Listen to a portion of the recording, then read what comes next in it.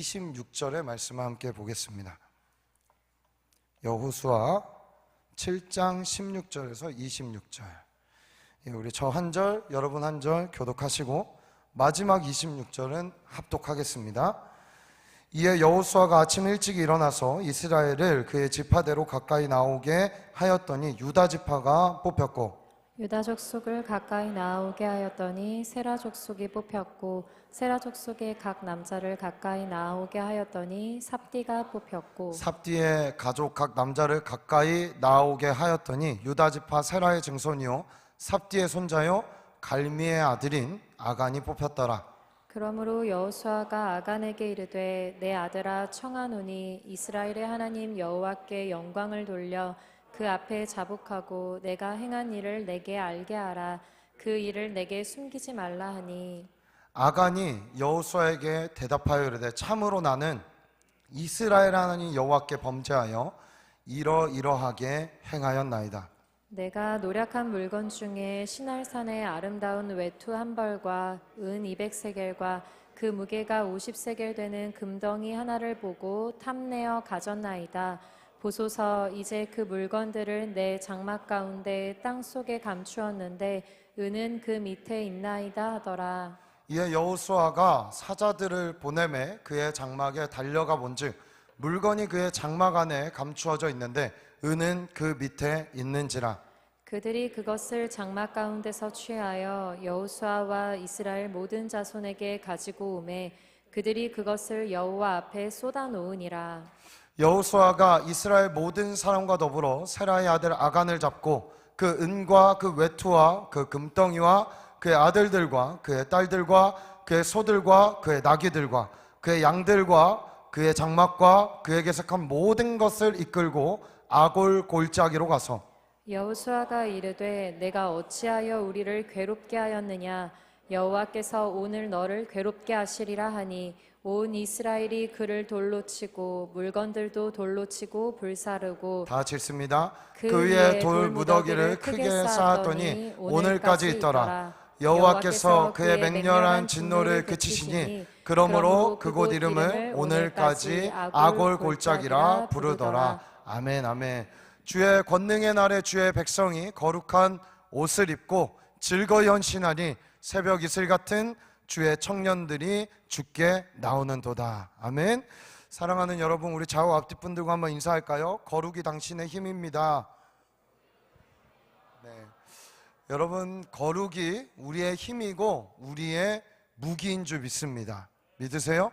거룩하다라는 건 하나님의 속성인데 그 하나님의 속성이 우리에게 부어진 바 되고 덮어진 바 될 때에 우리의 허물, 우리의 연약함, 우리의 죄악들을 덮으시고 우리로 하여금 죄의 옷을 입고 살아가게 하는 것이 아니라 거룩의 옷을 입고 적군 앞에, 적진 앞에 그들이 감히 넘보지 못할 정도로 무장된 상태로 그들과 싸워서 이기게 하시는 그분이 우리 하나님인 줄 믿습니다.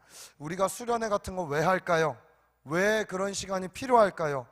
주일마다 예배 드리면 됐지 왜 그렇게 밤 늦게까지 예배하고 아침에 일어나라고 하고 이번에 되게 빡셌다 이런 또 피드백들도 있었던 것 같아요. 근데 여러분 빡셌을 수 있죠, 육체적으로. 그러나 우리의 영이 살지 않으면 우리의 육이 아무리 잠을 자고 아무리 쉰다고 해도 우리는 절대 삶의 평안함을 느낄 수 없다는 것을 기억하십시오.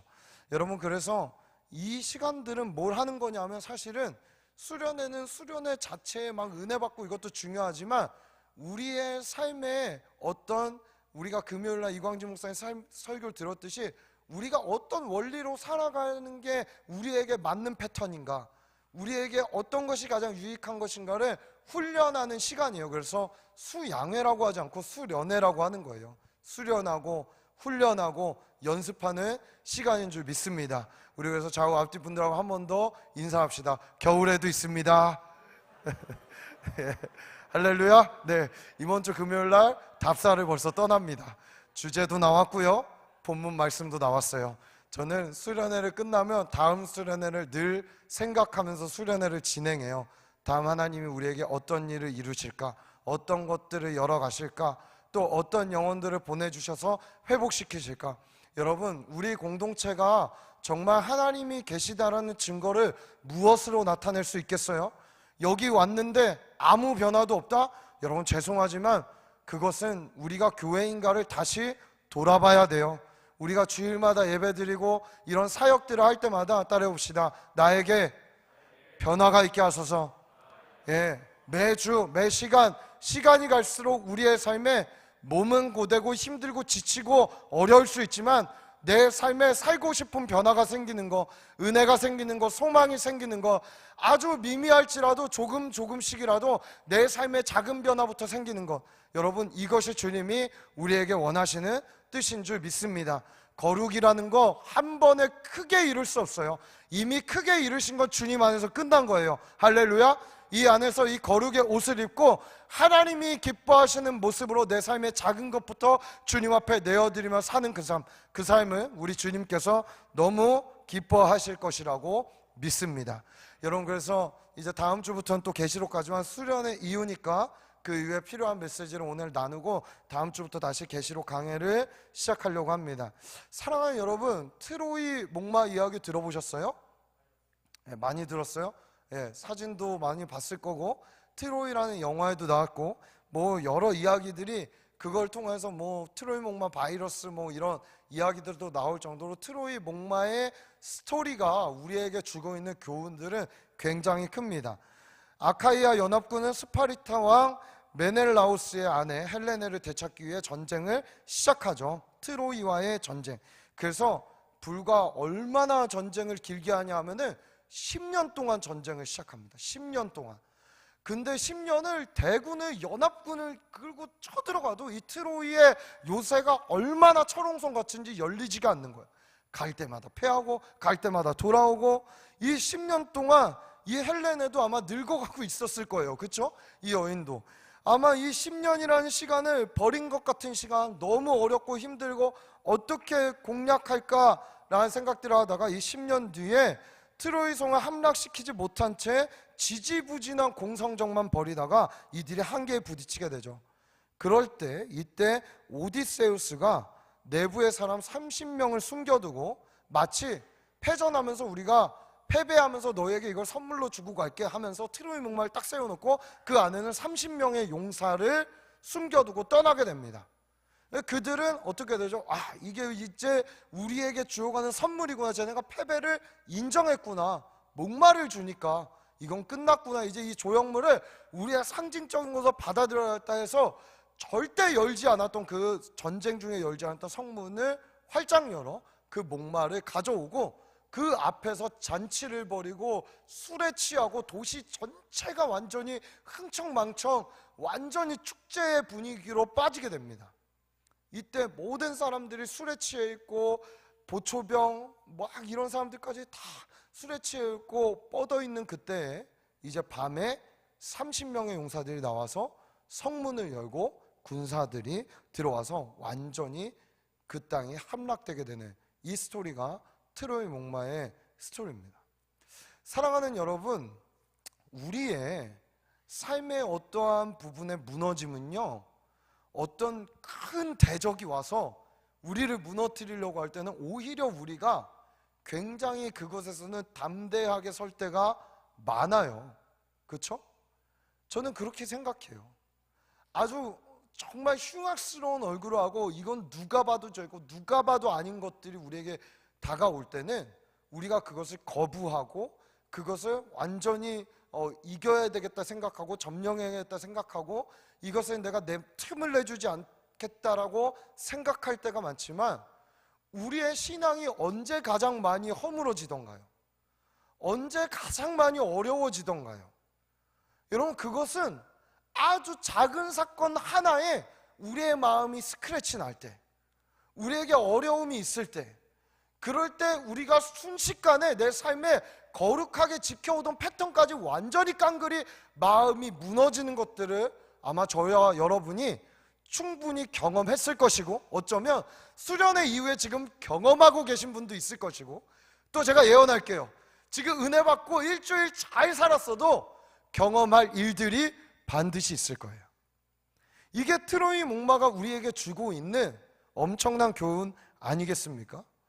오늘 제가 이 본문을 선택한 이유도 여러분에게 겁을 주려는 것이 아니라 우리가 큰 전쟁을 이긴 듯한 이 수련회 때 엄청나게 하나님을 찬양하고 하나님을 높이고 회개하고 내 삶을 정말 바꾸겠다라고 다짐하고 현실로 돌아왔을 때에 우리의 삶에 사실은 어떠한 큰 문제보다는 내 마음의 작은 부분들 때문에 무너지는 것을 저와 여러분이 경계해야 된다는 것을 함께 나누고 싶어서 오늘 본문을 함께 나누고 있는 것입니다. 여러분, 오늘의 본문은요, 이스라엘 민족에게 있었던 큰 비극이었습니다. 이 비극이라는 것을 제가 왜 비극이라고까지 얘기하냐면 사실은 전쟁에서 죽은 사람은 많지는 않았어요. 근데 오늘 본문의 앞부분에 아이성이라는 그 전투에서 패배한 뒤에 이스라엘 민족의 마음이 물같이 녹았다고 얘기해요. 여러분, 이거는 더 어려운 거예요. 많은 인원이 죽었어도 예를 들면 복수심에 불타갖고 막 싸울 의지가 있는 것과 완전히 폭삭 무너져서 우리는 나갈 힘조차 없다라고 하는 이 마음이 무너진 이 사건은요, 이스라엘 민족 전체에게 부르심을 입어 나온 이 땅에서의 완전히 비극과 같은 일들을 지금 경험하고 있다라는 것입니다. 하나님의 은혜로 출애굽한 이스라엘 민족은 두렵고 떨리는 마음으로 가나안 땅에 들어섭니다. 그렇죠? 뭐 홍해 가르고 뭐 만나 배출하기 있었고 반석에 물이 터졌고 뭐 여러 사건들을 과정들을 겪으면서 광야 1세대가 완전히 깡그리 죽어요. 그 인원이 민수기 앞장에 보면, 비전 통독 잘 하고 계시니까 민수기 앞장에 보면 한 60만 3천 명 정도가 돼요. 광야에서 멸망당한 인구가 불평불만 완전히 가나안 땅 우리 들어갈 수 없어요 라고 여호수아 갈렙 포함한 12명의 지파가 갔다가 왔을 때에 여러분, 이스라엘 민족 전체가 있었지만 실제로 가나안을 점령하기 위해 싸워야 되는 인구만 봐도 60만이었다는 거예요. 그러면은 지금 몇 명이 반대하고 못하겠다라고 얘기하고 있는 거예요? 60만 이상이 막 원성을 높이고 우리 이러려고 데리고 왔냐, 가나안 땅 갈 수 없다라고 1세대가 완전히 다 죽습니다. 그렇죠? 그리고 2세대가 60만 명 정도가 또 일어납니다. 하나님은 다음 세대 일으켜서 이제 가나안 땅을 정복하게끔 그 땅으로 들어가게 하시는 거예요. 얼마나 두렵고 떨리는 마음으로 들어갔냐 하면 요단강 앞에 딱 섰을 때 이들은 광야 1세대가 지나왔던 홍해와 같은 사건을 다시 한번 그 앞에서 보게 됩니다. 뭐죠? 요단이 범람하고 있었어요. 여러분, 강물이 범람할 때 거기에 뛰어든다는 건 죽음을 불사하는 순종인 거예요. 두렵고 떨리는 마음으로 제사장들부터 발을 담굽니다. 요단이 갈라지죠. 광야 1세대가 홍해를 경험한 것처럼 다음 세대도 부르심의 땅에 가기 위해서 요단이라는 그 홍해와 같은 곳을 지나가는 두렵고 떨리는 마음으로 한 발짝 한 발짝을 내디어서 가나안 땅까지 들어갑니다. 설상가상 만나게 된 게 뭐죠? 여리고라는 마치 오늘 말했던 트로이 목마에 있었던 그 트로이 성처럼 엄청나게 큰 여리고라는 엄청난 두께만 6m라고 얘기해요. 성벽이 고고학자를 6m면 여러분 얼마나 이게 두꺼운 벽인지 아세요? 진짜 말도, 우리 여기 있는 기둥도 되게 두꺼워 보이잖아요. 이 큰 건물을 지탱하면 그럼 6m니까 저게 한 1m도 안 될 거예요. 두께가 6m니까 저거 6개의 두께가 있는 거예요. 그렇죠? 철옹성을 맞이하는 거예요. 그 앞에서. 근데 설상가상 거기서 뭐 하래요? 너희는 너희 백성들을 성결하게 하라. 그래서 그것에 순종해서 뭐 하죠?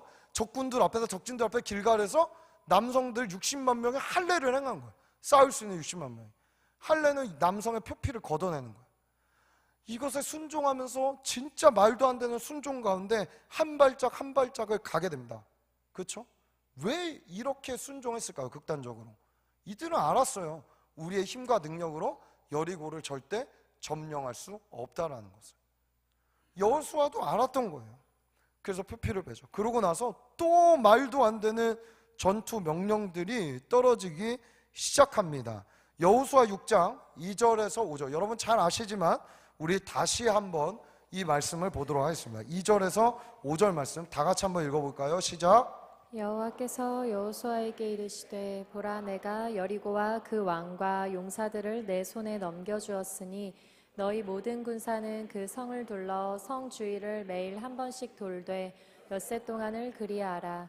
제사장 7은 7 양각 나팔을 잡고 언약궤 앞에서 나아갈 것이요 7째 날에는 그 성을 7번 돌며 그 제사장들은 나팔을 불 것이며 제사장들이 양각 나팔을 길게 불어 그 나팔 소리가 너희에게 들릴 때에는 백성은 다 큰 소리로 외쳐 부를 것이라.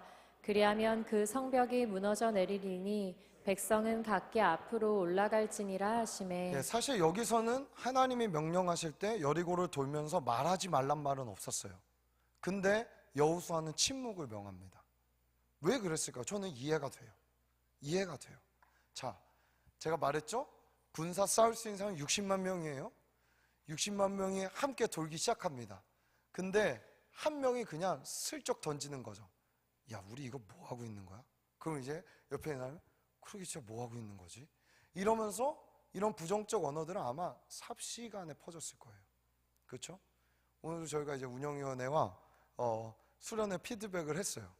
근데 이제 뭐 물론 우리가 개선하고 고쳐야 될 부분들이 여전히 많이 있어요. 왜냐하면 우리는 완벽한 교회가 아니고 늘 따라옵시다. 성장하고 발전하는 교회. 예, 그렇기 때문에 저는 우리가 고치고 개선하고 뭐 잠자리 등등 여러 가지 것들을 고쳐야 될 것들이 많이 있다고 생각합니다. 근데 제가 이랬어요. 뒤에 아니 은혜로운 이야기는 좀 없어? 제가 이렇게 얘기했어요. 그랬더니 그제서야 뭐 태성마을장이 이만큼 있어요 이러면서 막 이야기해주고 은혜들을 함께 나누는 시간을 가졌었는데, 여러분 맞아요. 뭐 잠자리도 불편했고 힘들었고 뭐 할 수 있지만 우리 하나님이 하신 일을 기억하기를 축복합니다. 그렇죠? 그래서 아무튼 이것에 대해서 여호수아가 입도 함구하게 하고 마지막 7째 날 7바퀴를 돌고 함성을 지를 때 빼고는 말하는 것을 허용하지 않습니다. 자, 말도 안 되죠. 매일 한 바퀴씩 돌고 마지막 7째 날은 뭐 하는지 모르는 이 행동을 7바퀴를 그 성을 돌라고 얘기하는 거예요. 정말 고대사 어디에도 없을 전투를 지금 우리는 보고 있습니다. 말도 안 되는 전투예요. 이것으론 절대 인간적 생각으로 함락할 수가 없어요. 그러나 그들은 순종하고 그 일을 행합니다. 자, 그리고 나서 큰 전투를 이기게 되는 거예요. 말도 안 되는 성을 함락하게 되는 거예요. 그렇죠? 이게 바로 여호수아 6장 17절 18절에 그 뒤에 큰 전투 뒤에 이긴 뒤에 여호수아의 명령이 떨어집니다. 우리 6장 17절 18절 말씀, 우리 두 절의 말씀 다 같이 읽습니다. 시작. 이 성과 그 가운데에 있는 모든 것은 여호와께 온전히 바치되 기생 라합과 그 집에 동거하는 자는 모두 살려주라. 이는 우리가 보낸 사자들을 그가 숨겨주었음이니라. 너희는 온전히 바치고 그 바친 것 중에서 어떤 것이든지 취하여 너희가 이스라엘 진영으로 바치는 것이 되게 하여 고통을 당하게 되지 아니하도록 오직 너희는 그 바친 물건에 손대지 말라. 네, 이게 전투 뒤에 떨어진 명령이었습니다. 생각해 보세요. 이 명령을 순종하는 게 쉬워요? 여리고 전투에 매일 돌고 6바퀴 도는 걸 순종하는 게 쉬워요? 아니, 어려워요, 여러분? 자, 지금 우리가 전쟁을 하고 있다 생각을 해봐요. 네. 자, 이 명령에 받쳐진 물건들에 손대지 말라, 이게 쉬워요? 아니면 그 적들이 막 언제 위에서 돌멩이를 쏠지도 활을 쏠지도 모르는 그것을 침묵하고 도는 게 쉬워요? 네, 손대지 않는 게 쉽죠. 누가 봐도 그렇잖아요. 근데 60만 명 전체가 한 마음이 돼서 여리고를 돌 때 이 말도 안 되는 순종을 했단 말이죠. 그리고 큰 전투의 승리를 얻었어요. 정말 말도 안 되게 하나님이 하셨죠. 근데 주님이 그 뒤에 주신 말씀, 너희 여기서 얻게 된 전리품, 여기서 얻게 된 물건들, 여기서 얻게 된 것들을 손대지 말라, 취하지 말라라고 명령을 했어요. 그렇죠? 근데 이 말씀에는 물론 60만 분의 1이라고 치더라도 그 한 명이 순종하지 아니하는 일을 하게 된 것입니다. 여호와께 구별되어 드린 것을 손대지 말아라. 여호와께 바쳐진 것을 손됨으로 뭐라고 얘기하냐면 고통을 당하지 말아라 라고 여호수아는 분명히 이야기를 했습니다. 그러나 당시 이스라엘 민족은 제가 말했다시피 엄청난 인원이었어요. 여호수아가 이 60만 명을 속속들이 알기는, 제가 늘 미안하다고 얘기하잖아요. 250명이 돼도 이름을 아직도 기억 못하고 모르는 분들이 있어 정말 미안한데, 여호수아가 아간을 알았을까요? 전 몰랐을 것 같아요. 아간이 누구야? 60만 분의 1인데 아간이 누구지? 몰랐을 것 같아요. 이거는 철저하게 이 명령이 하나님과 여호수아 입을 통해 떨어졌을 때 각자의 맡은 자리에서 작은 순종을 하기로 결단하지 않으면 여호수아 공동체는 지금 여리고성 전투나 아이성 전투나 똑같이, 아니 그 이후에 화를 당하는 모든 면에서나 똑같이, 큰 전투든 작은 전투든 우리 이렇게 생각해요. 큰 것에는 우리가 힘을 함께 모으고 함께 순종해도 이 작은 부분은 내가 나 하나쯤이야. 그렇죠? 우리 쓰레기를 아무데나 버릴 때도 그런 생각 하잖아요. 이번에 임원들이 쓰레기 이야기도 나왔었는데, 피드백에서 쓰레기를 뭐 어떻게 하자, 저떻게 하자, 뭐 이런 얘기들이 나왔는데, 여러분들은 뭐 커피 먹고 뒤에 하나씩 본부에 놓고 가면은 그게 200명이면 200잔이 그 뒤에 쌓이는 거거든요. 예를 들면 모두가 그랬다는 게 아니라, 이렇듯이 모두가 한 마음이 돼서 이 일에 합해지지 않으면은 본질은 똑같은 거예요. 하나님의 말에 순종하지 아니함으로 화를 당하게 되는 일은 그 일이나 이 일이나 똑같다라는 것이죠. 이때 아간이 불순종합니다. 어떻게 불순종하죠? 외투 한 벌, 은 200세겔, 그 무게가 50세겔 되는 금덩이 하나를 보고 탐내어 가져게 되는 일들이 벌어지게 되는 것입니다. 여러분, 안타까운 게 뭔지 아세요? 그걸 이렇게 자기 걸로 삼았으면 좀 그걸 누리고라도 살지, 그걸 다 꽁꽁 숨겨놔서 언제 꺼내서 언제 쓰려고 했는지 모르겠지만 써보지도 못하고 이것이 발각되는 일들이 일어나게 되는 것이죠. 이것 때문에 우리가 이 다음 전투인 여리고 다음인 아이성 전투, 여호수아가 이 일을 몰랐을 거예요. 60만 분의 1이 그런 일을 행했을 거라 생각했겠어요? 그리고 저는 여호수아가 뭐 안 묻고 올라갔다, 많은 신학자들이 이런 이야기들도 있고 목사님들도 이런 설교들 많이 해요. 맞아요. 잘못한 건 맞아요. 근데 제가 여호수아 입장에서 그냥 생각해 봤어요. 여호수아 입장에서 이 정도 전투는 큰 승리를 주셨을까? 이제 우리 스스로 하나님이 싸우라고 하지 않았을까라는 뭐 그런 생각을 하지 않았을까? 우리 이렇게까지 다 순종하면서 왔으니까 이런 생각들을 해봐요. 뭐 그게 잘했다는 건 아니지만 그래도 하나님 앞에, 하나님 피곤하실까봐 내가 좀 내 일을 해야겠다, 이런 생각은 아니었을까? 이런 생각들은 해봅니다. 그렇죠? 그래서 여호수아는 그걸 몰랐고, 우리가 이 정도 꾸려서 이렇게 올라가서 전투하면 되겠다 하고 그 인원을 축소시켜서 아이성 전투를 임합니다. 근데 인원이 적었던 게 문제가 아니었어요.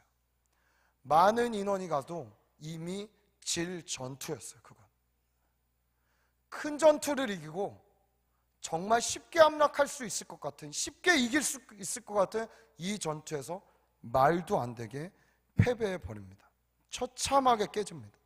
그 여파는 그 참여했던 인원뿐만 아니라 이스라엘 온 민족에게 처참한 상황을 맞이하게 만드는 거예요. 우리 여호수아 7장 5절의 말씀 한번 읽어볼까요? 7장 5절 다 같이 읽습니다. 시작. 아이 사람이 그들을 36명쯤 쳐 죽이고 성문 앞에서부터 스바림까지 쫓아가 내려가는 비탈에서 쳤으므로 백성의 마음이 녹아 물같이 된지라. 제가 말했잖아요. 뭐 한 영혼이, 한 사람이 정말 천하보다 귀한 건 사실이지만, 전쟁을 봤을 때 여러분, 우크라이나 전쟁에 민간인 1만 명이 죽었어요.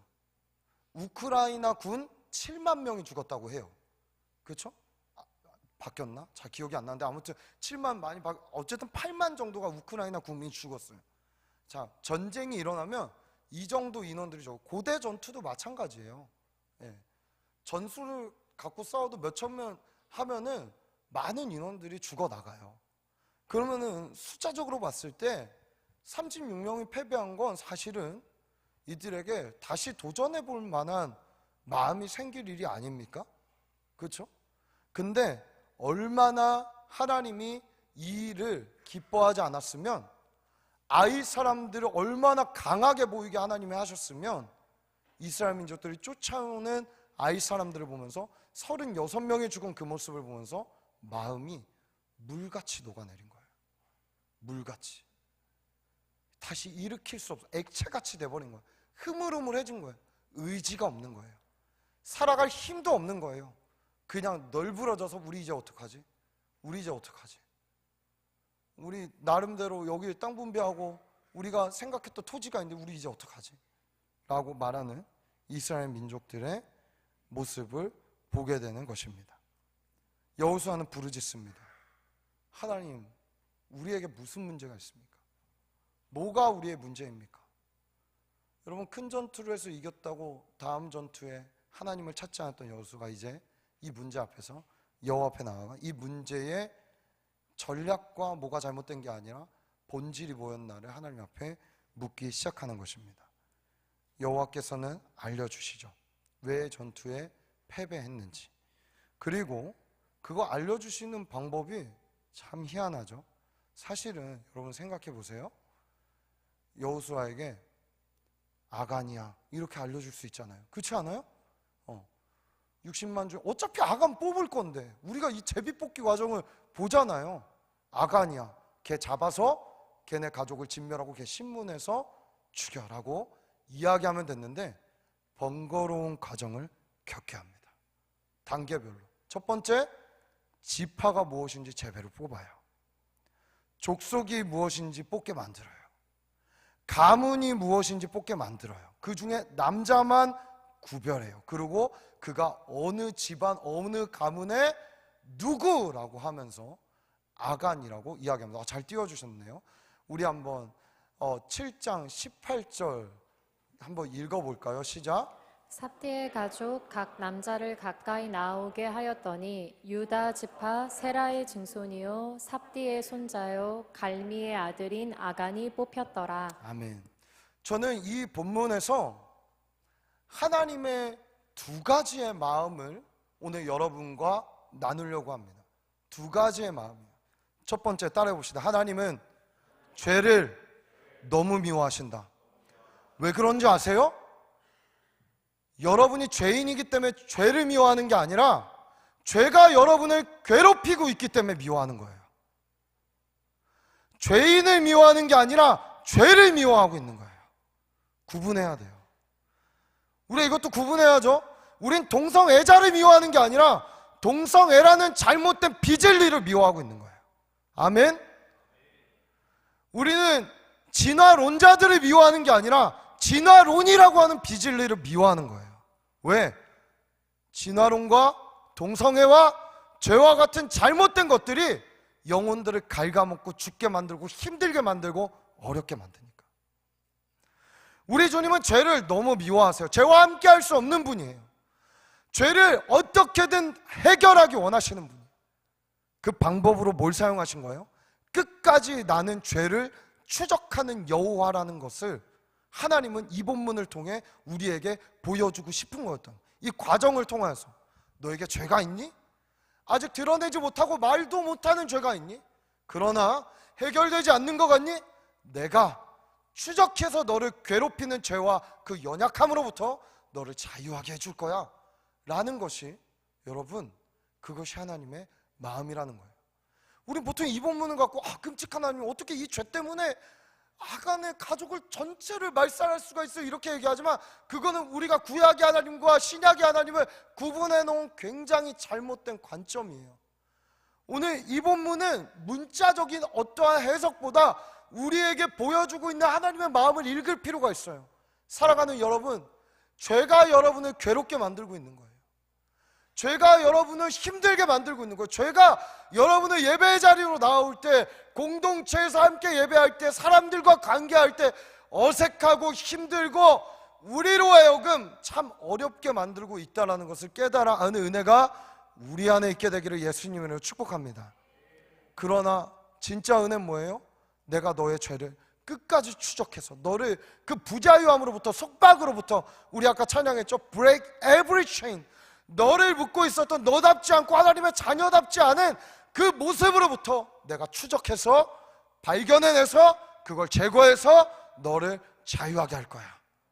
너를 결국 모든 전쟁에서 승리할 수 있는 자로 내가 너를 만들어 갈 거야. 이것이 주님이 우리에게 이 본문을 통해 주고 있는 첫 번째 교훈이라는 것입니다. 교훈 이상이죠. 우리에게 주고 있는 생명의 말씀이라는 것입니다. 사랑하는 여러분, 죄를 없애시겠다는 것은 태초 전부터 있었던 하나님의 꿈이었고 의지였습니다. 누구도 꺾을 수 없어요. 그렇죠? 누구도 막을 수 없었어요. 많은 사람들은 십자가 예수가 죽으면, 아니 사단은 죽으면 끝날 줄 알았어요. 이제 없애버리면 이 모든 구원의 계획들은 다 망해버릴 거야 라고 생각했었어요. 그러나 주님은 그 죽음 가운데 그 죄를 해결하고 새 생명으로, 산 소망으로, 부활의 소망으로 우리 예수 그리스도를 일으켜서 죄와 사망을 정복했다는 것을 우리에게 보여주셨습니다. 사랑하는 이 은혜를 우리가 알게 되어서 오늘도 추적하시는 주님 앞에 왜 추적하세요 하면서 숨고 도망 다니는 게 아니라 내어놓을 수 있는 은혜가 우리 안에 있게 되기를 간절히 소원합니다. 두 번째, 왜 이렇게 번거롭게 제비를 뽑았는가? 제가 오늘 설교의 제목으로 여러분께 나눴죠? 기회를 놓치지 마세요. 저희 이 본문을 통해 보는 것은 기회를 주고 있는 하나님이라는 것을 저 나름대로 발견하게 되었습니다. 자, 여러분 생각해 보시죠. 정말로 만약 아간이, 유다 지파가 아간 마음에 어땠겠어? 이게 딱 뭔가 제비를 뽑을 때 이 좁혀오는, 수사망이 좁혀오는 하나님의 추적함을 볼 때마다 마음이 어땠을까요? 설마 나 말고도 이 60만 중에 설마 나만 이런 범죄를 했겠어? 누가 또 있겠지 하면서, 그러나 점점 수사망 포위명을 접히고, 유다 지파? 무슨 족속? 가문? 남자? 이러한 것도 할 때마다, 좁혀올 때마다 어떻게 해서 심장이 콩닥거리지 않았겠어요? 여러분, 우리가 예를 들면은 그 레크레이션 할 때 제일 자주 하는 거 뭐예요? 손 들고 가위바위보 합시다 해서 진 사람들 내리세요 이런 거 할 때, 그게 나만 막 남게 됐을 때 얻게 되는 희열감이 있잖아요.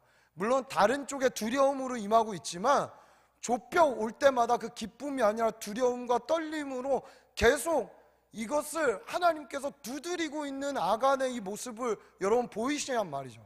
만약 유다 지파가 뽑혔을 때 아간이 회개했더라면 어땠을까요?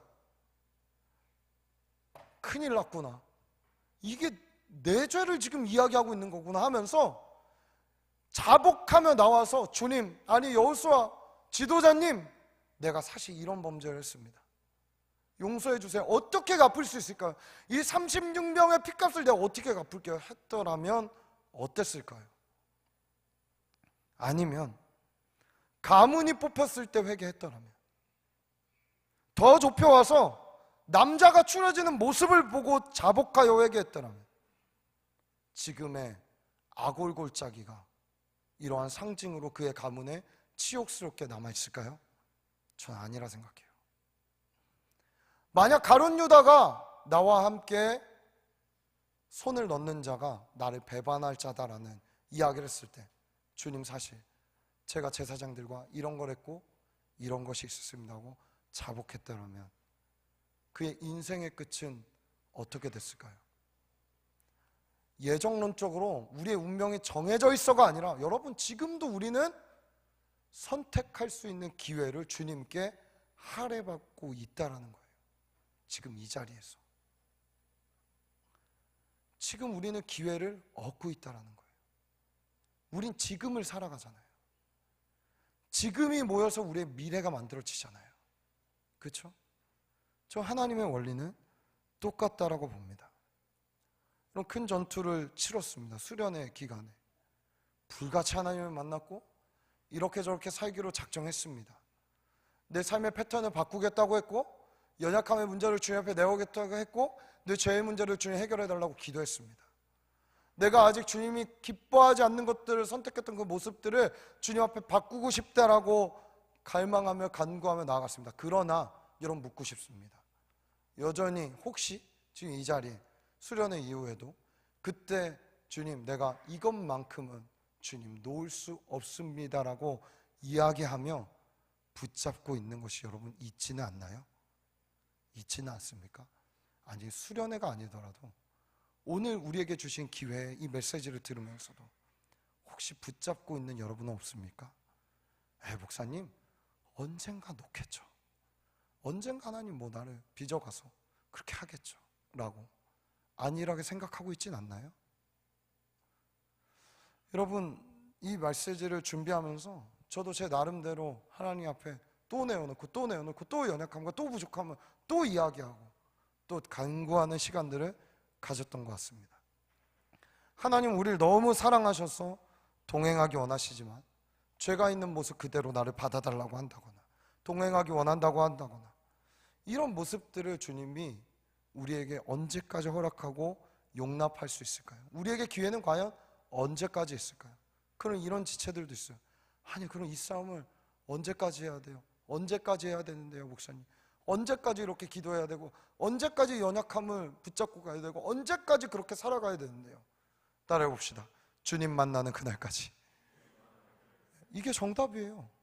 왜? 거기는 영원한 삶이 있으니까. 그렇죠?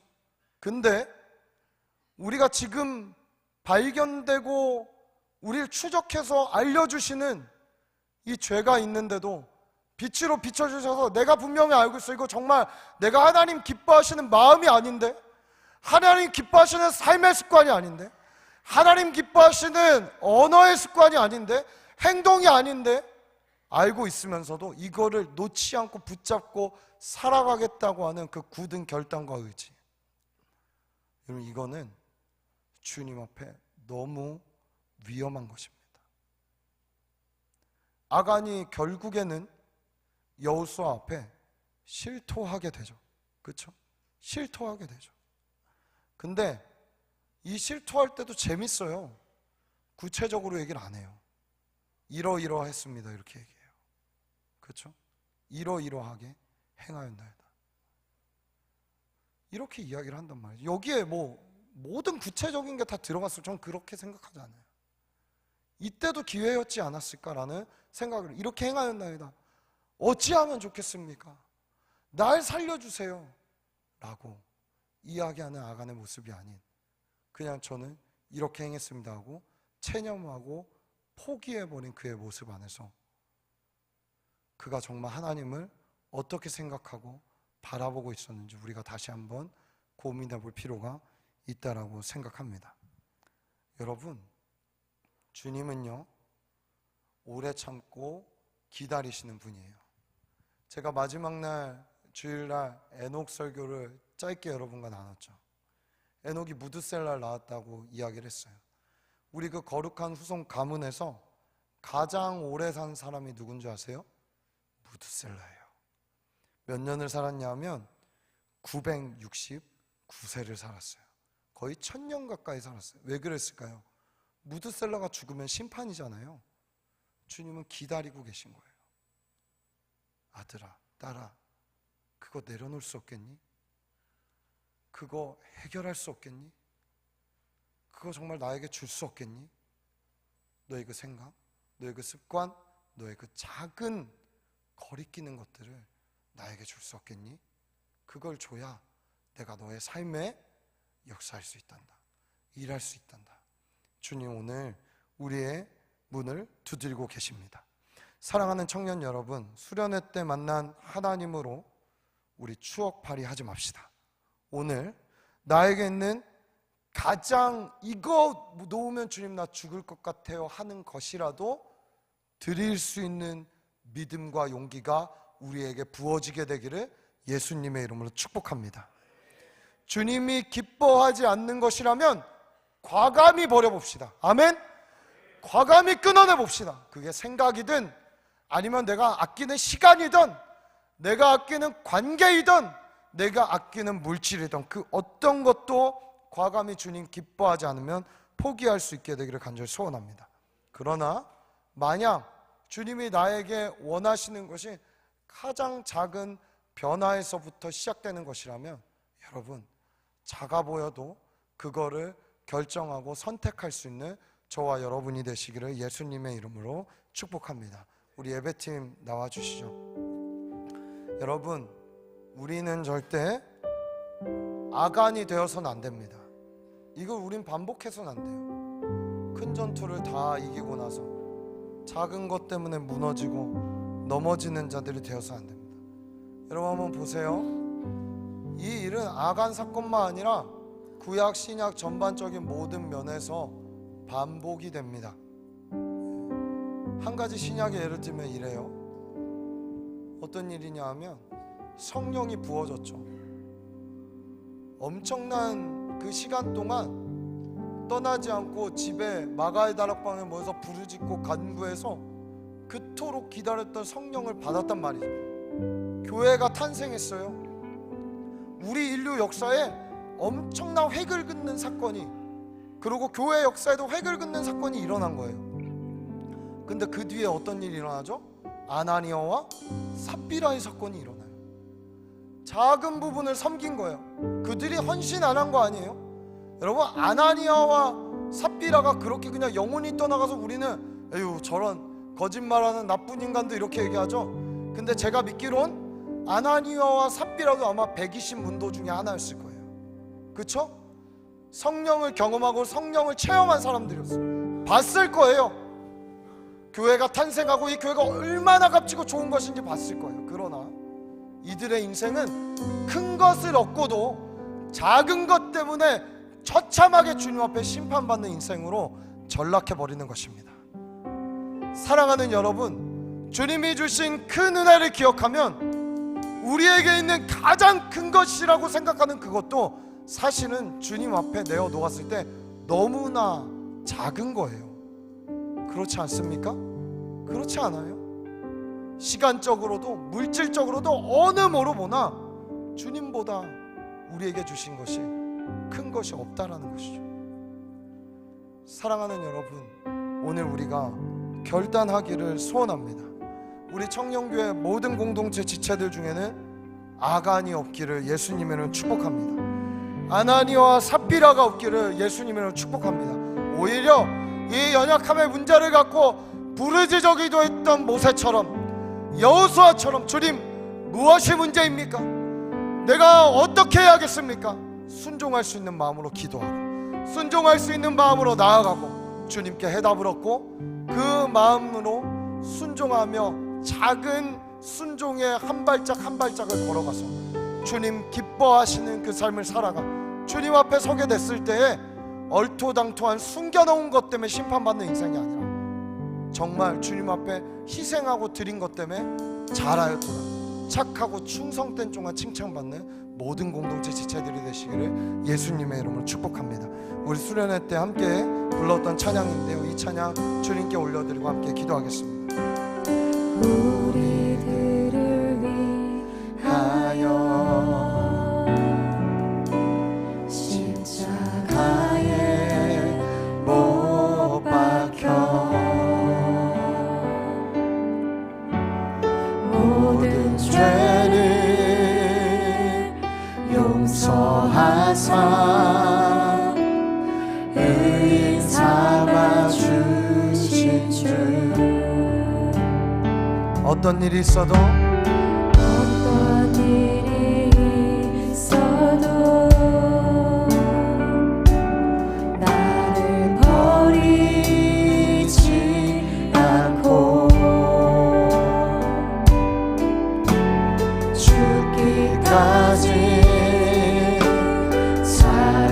사랑하신 나의 귀한 예수님. 내 마음의 한 자리, 내 마음의 한 자리, 가장 귀한 그 자리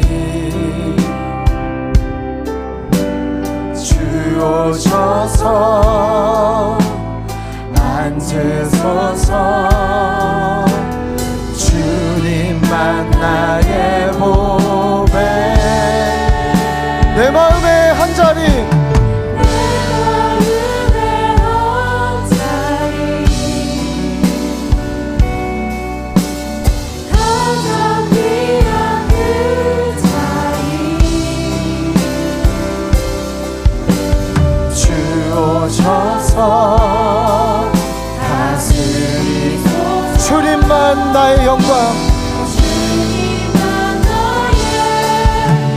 다시 한번 고백합시다. 어떤 일이 있어도 어떤 일이 주님은 오늘 여러분을 추적해서 구원하기 원하시는 거예요.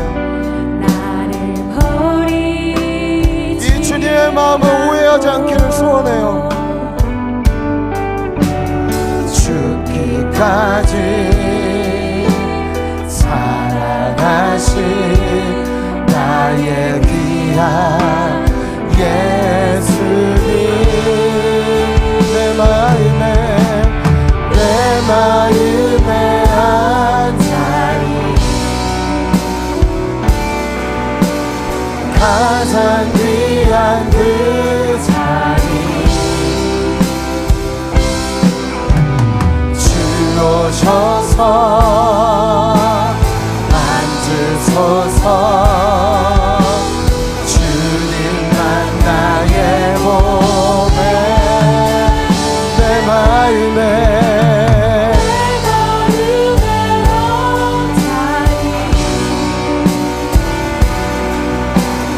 가장 귀한 그 자리, 주 오셔서 다스리소서. 주님만 나의 영광, 내 마음에 한 자리, 가장 귀한 그 자리, 주 오셔서 앉으소서.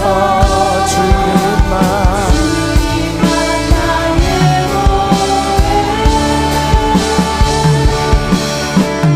내 마음에 한 자리,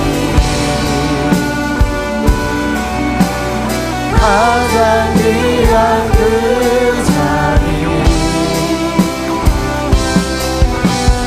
주 오셔서 다스리소서. 주님만 우리의 영광입니다.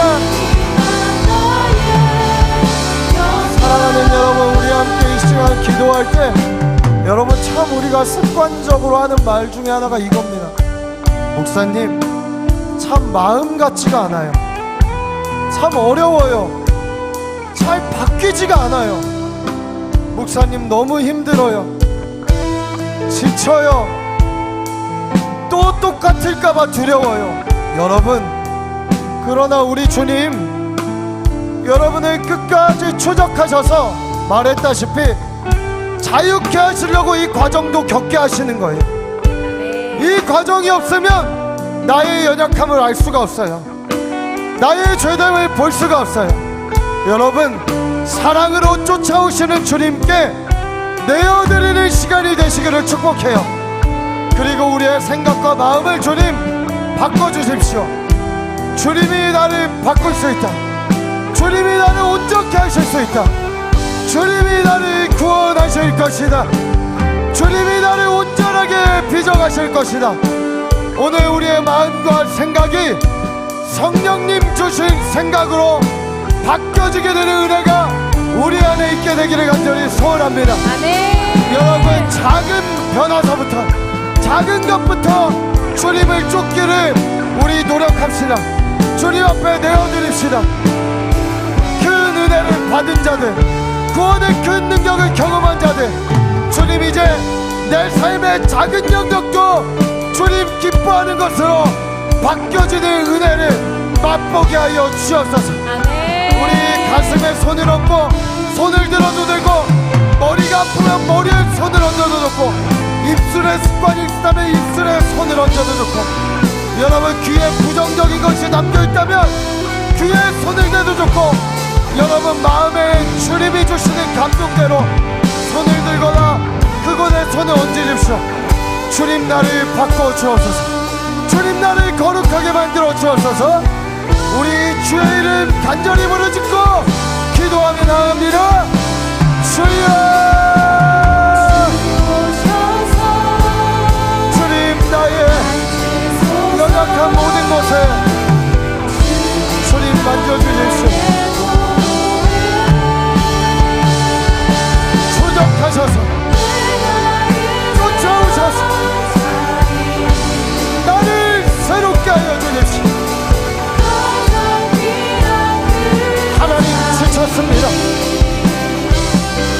더 강습니다. 하나님 힘듭니다. 하나님 일어나님 쫓아왔습니다. 마을이 물같이 녹아버렸습니다. 주님 일으켜 주십시오. 주님 넘어져 있지 않게 하시고 다시 세워주십시오. 주님 나를 자유케 하여 주십시오. 주님 나를 새롭게 하여 주십시오.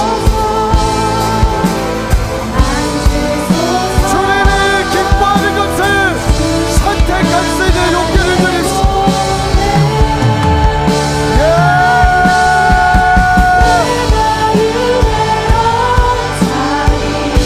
시간이 갈수록 나의 연약한 거울들이 벗겨져 주님을 닮아갈 수 있는 용기와 은혜를 주세요.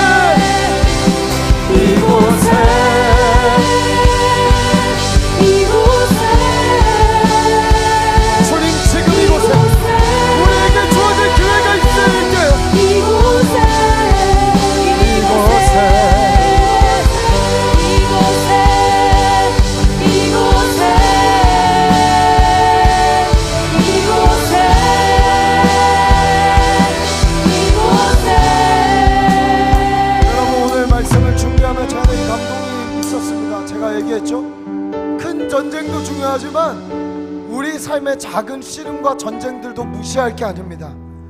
제가 이야기해주고 싶은 건 뭐냐 하면 늘 제가 소그룹에 대한 이야기들을 많이 합니다. 여러분 여기서 모여서 우리 함께 기도하고 예배하고 수련회 가서 함께 떠들썩하게 기도하고 예배하고 중요해요.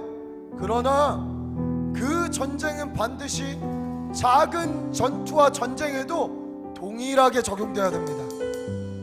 오늘 하나님의 아이성 전투를 통해 우리에게 말하고 싶은 건 이거예요. 크든 작든 전쟁의 주인은 여호와 하나님이다. 너 삶을 작게 보지 말아야 되는 것은 너 삶에 일어나는 작은 변화이든 큰 변화이든 너가 봤을 때 작은 간증이든 큰 간증이든 나에게 속한 나의 전쟁이라는 거예요. 여러분 우리의 큰 모임, 작은 모임, 그리고 여러분이 나와서 최근에 성경 기도를 혼자 홀로 여기서 눈물 흘리고 하고 나를 바꿔달라고 울부짖고 간구하고, 여러분 절대 작은 것이 아닙니다. 그것은 어마어마하게 주님께 내 삶의 주권과 모든 것을 올려드리는 큰 전쟁을 하고 있는 거예요. 믿으십니까? 여러분 오늘 소그룹 모임에도 이 전쟁의 원리가 그대로 적용되게 되기를 예수님의 이름으로 축복합니다. 서로를 위해 기도하세요. 서로를 위해 간구하세요. 아멘. 이 싸움과 전쟁이 주님께 속해 있다는 것을 올려드리세요. 목사님 모였으니까 되죠. 분위기가 되니까 되죠. 아니요, 주님은 사막에 강을 내시는 분이에요. 길을 내시는 분이에요. 아멘. 그분이 우리 주님이십니다. 오늘 그 주님을 의지함으로, 주님, 내가 이제 내 삶에 모여서 하는 큰 전쟁이든 내 삶의 작은 부분의 삶의 전쟁이든 모든 전쟁의 주권은 여호와입니다. 여호와가 내 삶의 주권을 갖고 싸우시는 분입니다. 우리 고백을 올려드릴 분은 자리에서 일어나 주님께 손을 들고 기도합시다. 주님, 내 삶의 모든 전쟁에 주님 주인 되어 주옵소서. 모든 전쟁은 주께 속하였음을 고백합니다. 우리 사랑하는 주의 이름 세 번 부르짖고 기도하며 나아갑니다. 주여, 주여, 주여. 주님만이 전쟁에 들어가신 여호와, 모든 주권을 주님께 있습니다.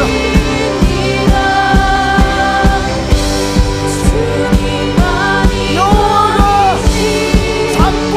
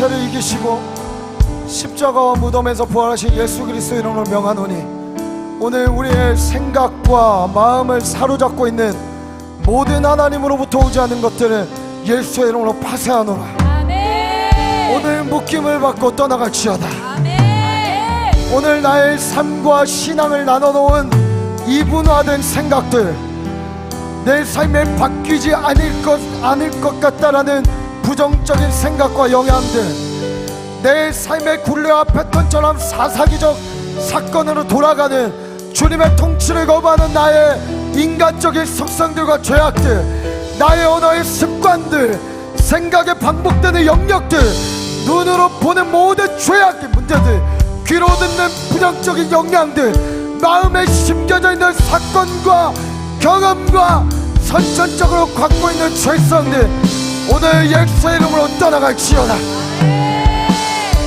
추적하여 자유케 하시는 주님의 은혜가 오늘 이 시간 주님의 아들 딸들을 자유케 하여 주옵소서.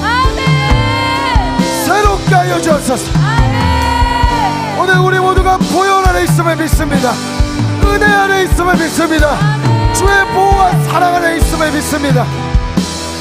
하나님, 이 공동체의 인간적인 경영과 방법과 인간적인 방법들을 떠나갈지어다.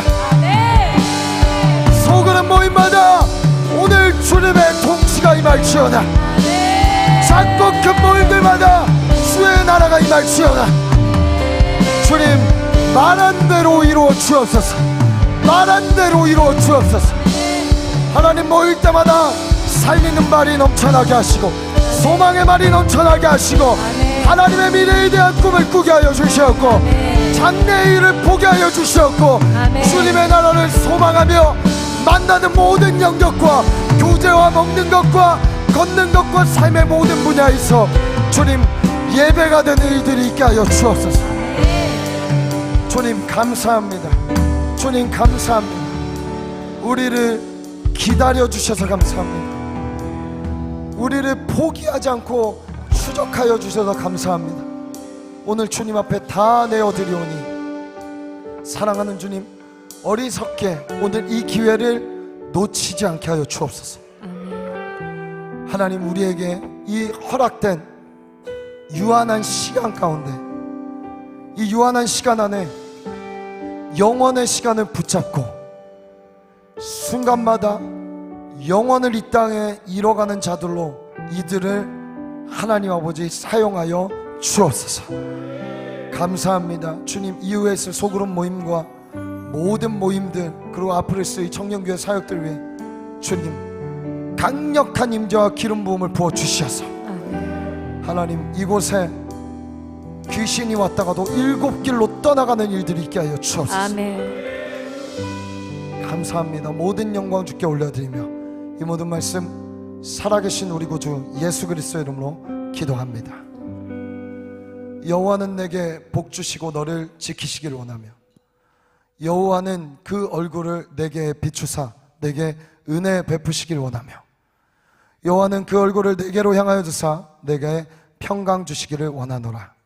지금은 우리 구주 예수 그리스도의 은혜와 하나님 아버지의 사랑과 성령님의 감화 감동 역사 교통하심이 추적하시는 하나님께 내어놓으며 기회를 잡아 오늘도 이 땅에서 하늘을 이뤄가기로 결단하는 시냇가 푸른 청년교회 모든 지체들과 시냇가 푸른 나무교회와 오늘도 예배하는 한국교회와 열방에 흩어진 모든 주님의 몸된 교회 머리 위에 이제로부터 영원까지 함께 하시기를 간절히 축원하옵나이다.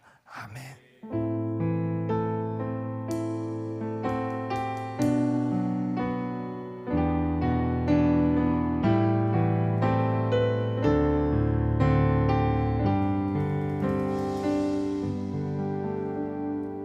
할렐루야. 우리 하나님께 영광의 박수 올려드릴까요? 오늘 혹시 소개할